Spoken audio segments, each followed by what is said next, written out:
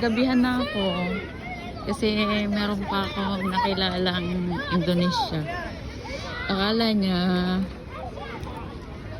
Indonesia ako. Kasi tinanggal ko yung mask ko. Nag-video-video kasi ako. Tapos, kaya siya lumapit sa akin. Sabi ko, hindi ako Pilipino ako. Ayun, nandun na siya, umuwi na siya. Kasi sabi ko, uwi na ako, nilalamig na ako. Malamig na kasi.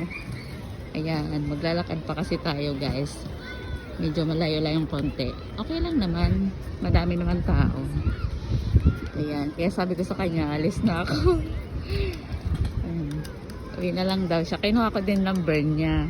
Kasi, bago lang daw siya dito, gusto niyang mamasyal.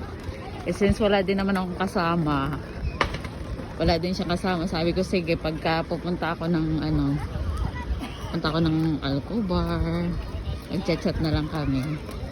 Bait man siya.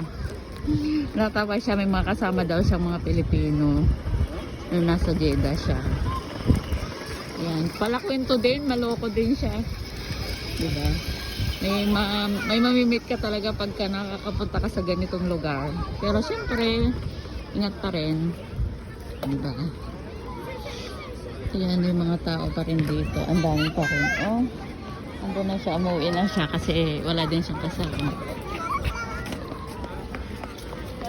Ayan, malamig na dito.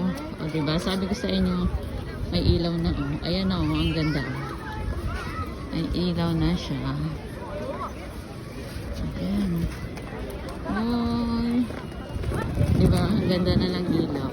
Kanina walang ilaw yan. Ayan, may ilaw na siya. Ayan. Ang lamig na.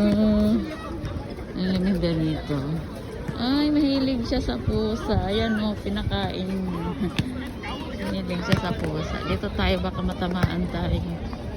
Hindi na, umalis na tuloy. Ayan o.